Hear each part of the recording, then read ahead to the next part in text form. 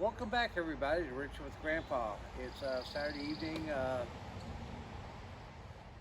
middle of May. Happy Mother's Day tomorrow. The wife and I celebrated our 33rd wedding anniversary yesterday. My dad's would have been his 94th birthday. He's in heaven with mom. Loved him. Anyway, hope you all have a great weekend. Primarily here at Richard and Grandpa, we've been dealing with the girl, the Barracuda, and we try to throw in some other stuff, but it's primarily been restoration, old school Mopars and whatever. Well, this is my daily driver, 2005 Volvo XC90 2.5 liter turbo, 5 cylinder. She's a great car. She's bulletproof. She's built to last. I mean, she's what, going on 17, 18 years? She gets about 22 miles a gallon. This car weighs 5,800 pounds. Now I want you to think about that for a minute. There are full-size pickups out there, F-150s, Rams, whatever, that don't weigh that much. This car was built with safety as a primary concern when it was built. And I want to tell you, from my years of owning this car and working on her, I see it. This thing is solid steel. Thank God. But, just like anything else, as they get old, you got to keep them up. You got to do repairs. And I have. I've done lots of maintainer, timing belts, spark plugs, coil packs, tires, brakes, wheel, all that kind of stuff. But this came up here the last few days, and I want to show you.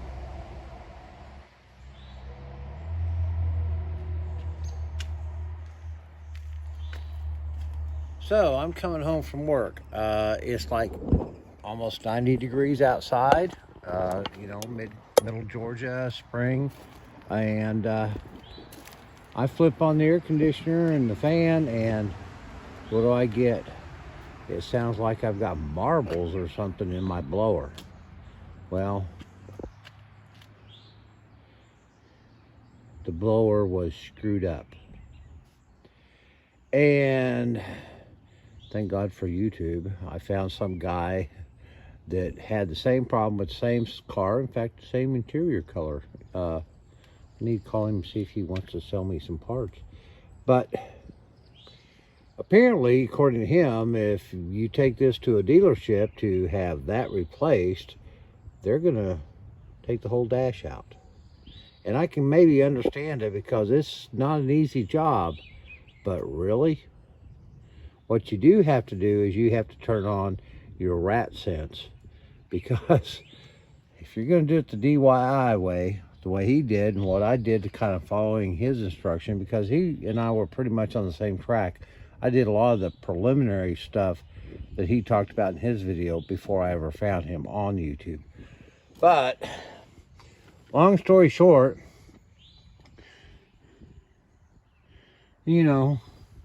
glove box removal, panels, kick plates, all that stuff.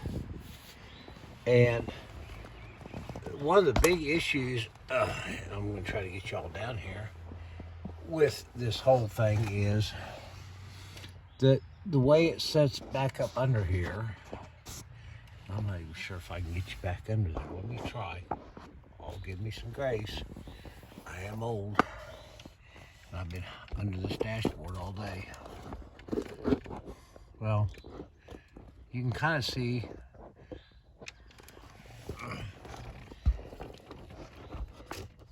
there's a place back up in there for this.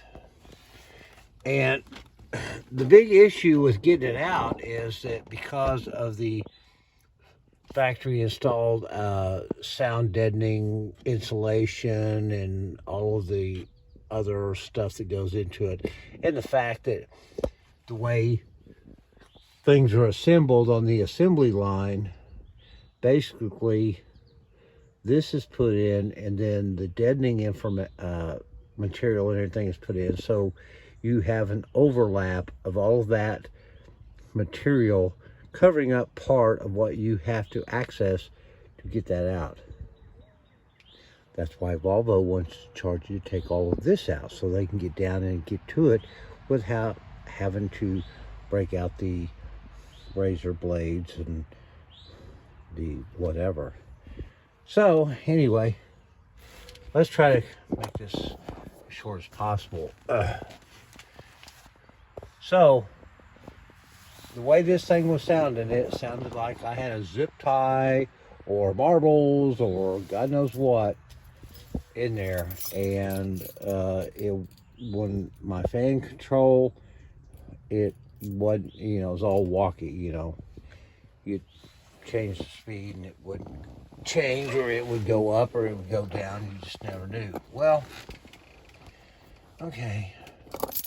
So finally, after several hours of archaeological dig, getting a lot of the insulation and other stuff cut out of the way and get this out. And one thing that I learned on the DIY, because the way they did this and the fact that it was installed prior to a lot of other final installation, you see your mount tabs. Well, this one right here is at a place back up, way back up in there. And because of the way the framework, the firewall and everything is, it's inaccessible. I mean, without maybe taking the dashboard and everything else off. So what everybody does, and I didn't want to do it, but I had to, you break it off so you can get the dang thing out. And then when you get a new unit, you just, you know, cut that off, smooth it out, and install it, and, you know, go with 4 screws instead of 5. Which I was prepared to do. I mean, I watched this guy's video. I had a problem. I figured this thing was toast. So I went to my favorite online part vendor, Part Geeks, and ordered a new setup. Around 150 bucks. Be here in about 3-4 days. Well, after I did that, I came back out here and got this damn thing out and set it down. And, you know, probably wouldn't be a bad idea to see if this thing even works. Especially after what I found when I got it out. And give me a second here, boys and girls. We'll try to get you set up here.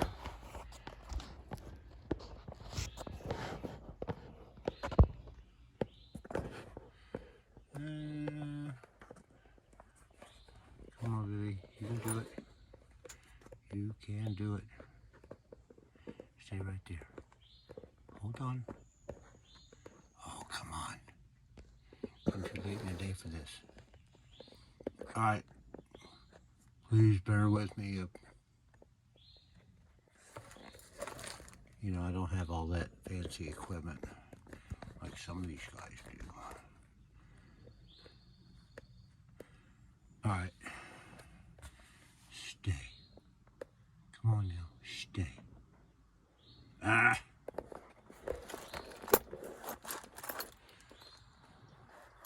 Either I need more beer or the tripod needs more Viagra.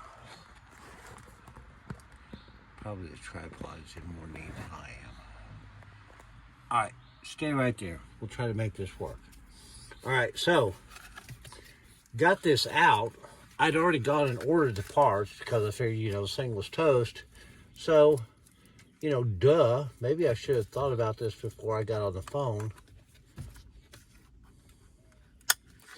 Let's plug it in. After I removed, there was like a twisted up napkin all wrapped around in here. So,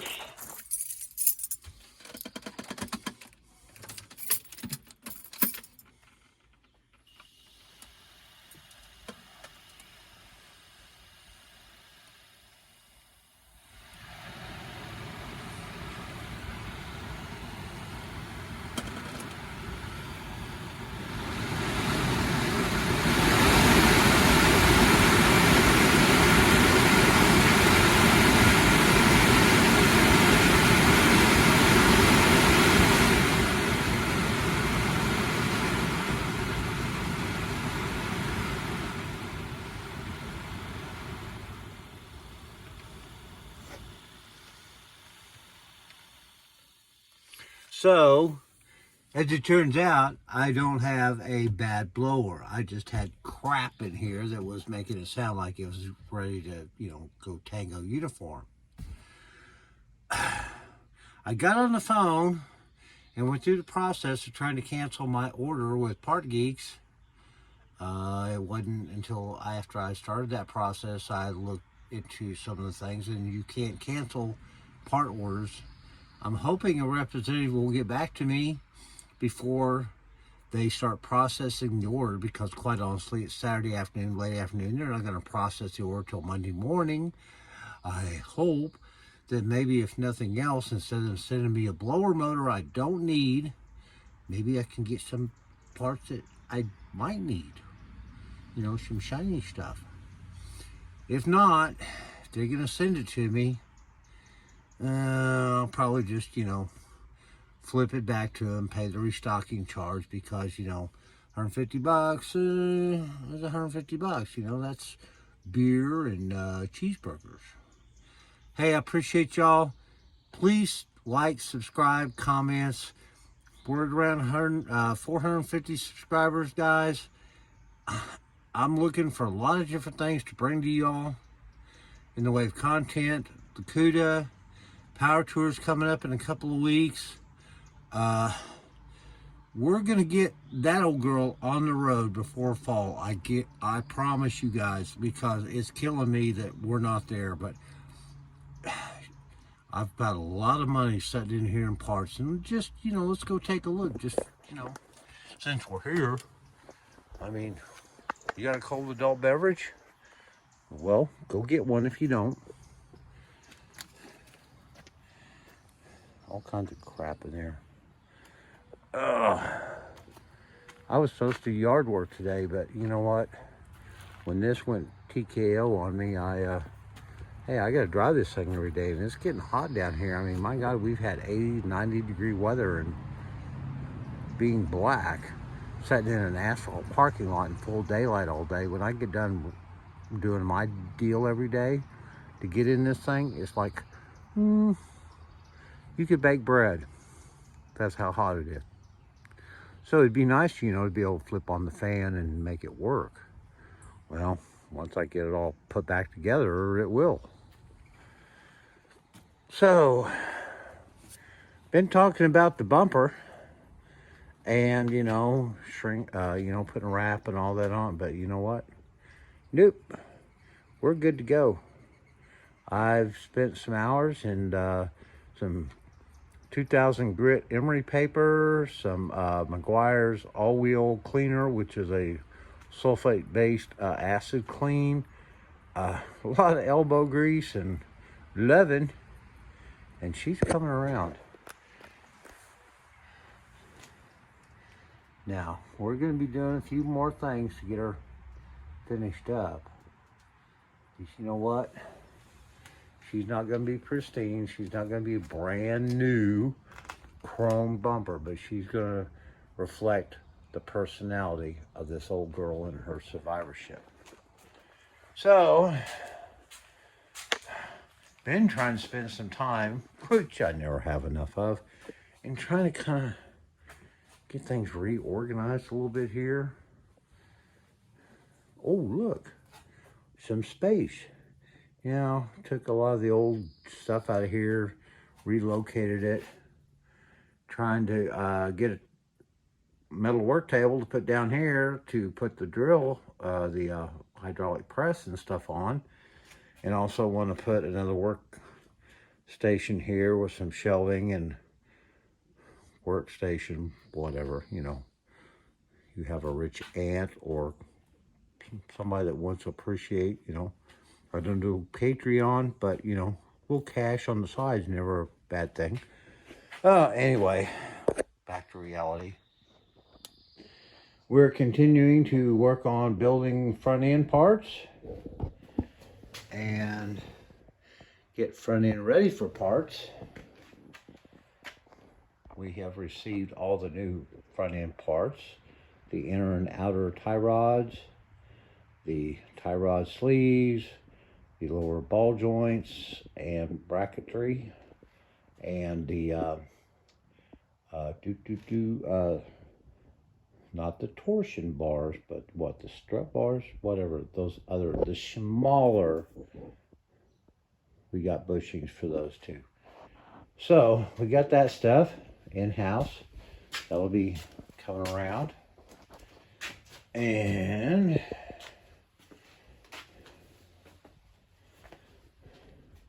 we are going to start tearing this down and getting it ready to put back together and get it ready to go.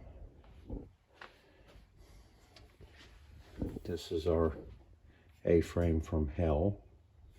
We got it back. We got the old everything out as far as the bushings. We got a little bit of work here to do to get this taken care of. Got to get this re-rounded, a little Dremel work on it, get the restoration done on it, get the new ball joint installed, get the new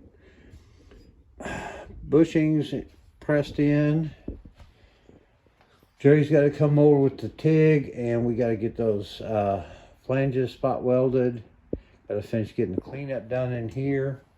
Get the old hardware ripped out. Get the new ones put in. Start getting this baby ready to run. Well, she runs, but we need to make her roll. So let's. I don't even know if the battery's charged up on this old girl.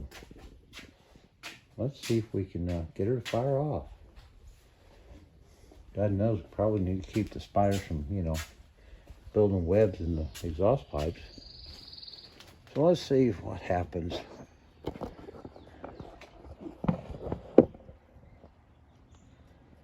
Let's see how many of the plastic bottles we can knock over.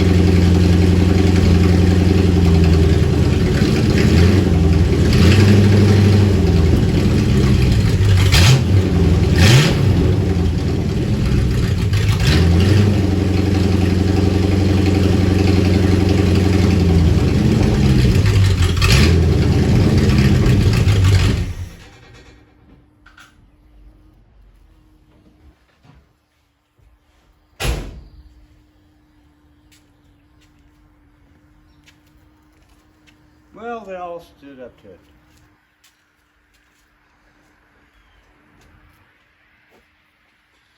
Yeah, she's about out of gas, and so, she's not one to really pick up anything because there's not much left in the tank, and that was my intent, was to burn out the 93 octane that I put in there just to get her going. I got a full 5 gallons of, it's 87 octane, but I gotta go by the store and get a leaded additive and an octane booster to put in that so I can put her back in the tank. So we got some good fresh fuel. It'll be her first fresh fuel, and then picked that up on sale a couple of days ago in Madison, Georgia at the Raceway for $2.88 a gallon. Woohoo! Pretty freaking pathetic, isn't it, people? When these cars were on the road, we were paying like 40 to 50 cents a gallon for gas. When I was in high school, we were paying maybe around $1 at best, 80 to $1 a gallon. Anyway, hope you all have a good weekend. Please share. Guys, I need your help. I'm doing everything I can. We got just so much going on we got interior stuff, we got suspension, we still got brakes. I mean, I've got all kinds of brake stuff sitting around here. Your patronage, your viewing, your thumbs up, your comments, your subscribing, all helps keep me moving. Y'all, thumbs up. See you soon. Bye-bye.